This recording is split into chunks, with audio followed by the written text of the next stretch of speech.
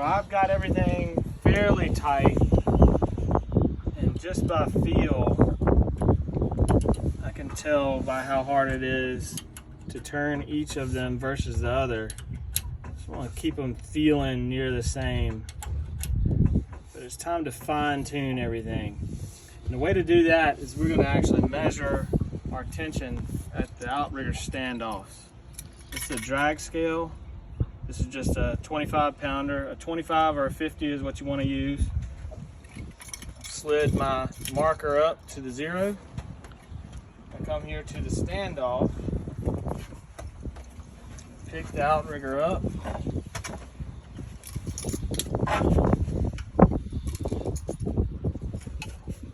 grab the support line there,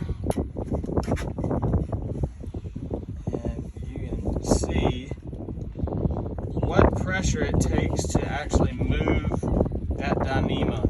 As soon as that Dyneema moves and is not resting in that titanium tip, then I stop pulling, and that's going to be my tension. So I'm going to pull, a solid movement. So I'm going to see what that is, and that's measuring at 21 pounds. So what I'm interested in knowing at this point is relative to the opposite side of the rigger. If this one shows 20, 21, 22, then great, they're even. And that's going to tell me something that I need to know for my adjustment of the base. So I'm going to measure this again and watch for the line to move. As soon as I see that movement, I'm going to look at my measurement. So that's down at 21.5. So these are pretty close. So now I want to check the next two, which are these. I know this was 21, this is 21.5, so I want to measure these next. I'm going to make those be the verticals. Reset my high-tech scale here.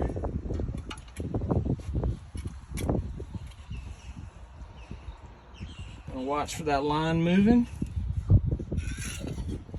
That line moved at 20 or 19, I guess, or 20.5.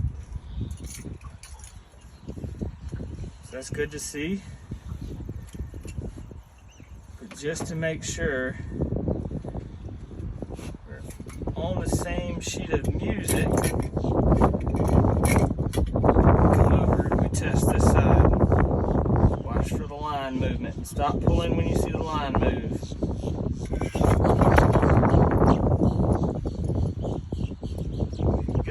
That one sitting around at 19. So of all four, this one is roughly 2 pounds lower tension. So we know we need to come down to the base and address this. This one's the loosest.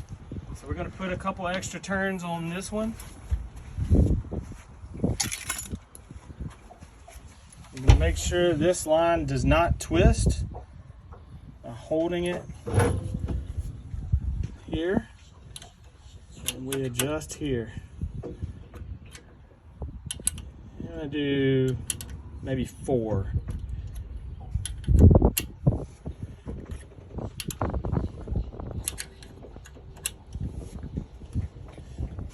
What you have to remember is, as I tighten this side, there's a cantilever effect going on.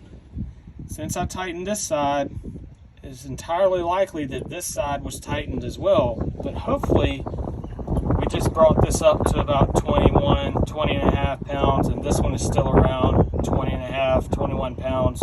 We just want to have everything roughly the same at this point.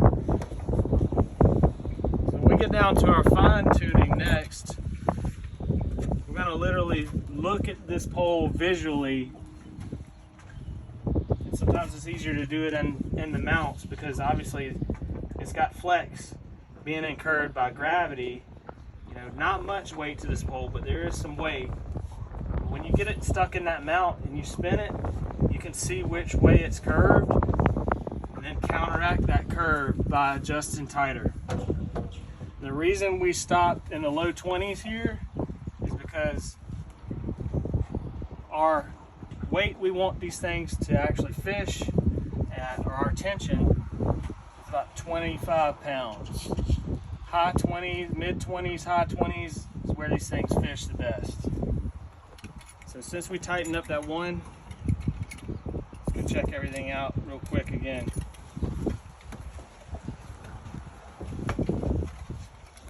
I know it seems awkward to be doing all this on the boat, but in a way it's kind of showing off how light these things are versus traditional aluminum and stainless systems. Alright, so we're at 20.5. Go to the opposite side.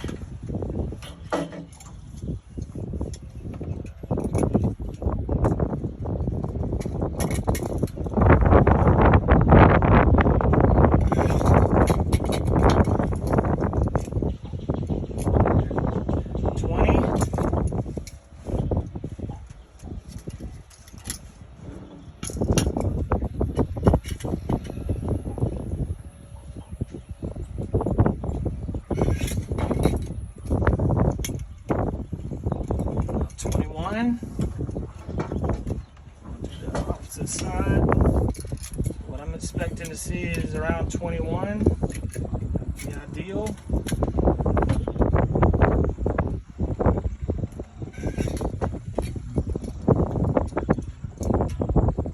We're at 21. So at this point, we know all four are relatively equal. I'm just going to come down to my adjusters. And I'm going to put a good bit more tension on all four. I'm going to put the same number of rounds on all four.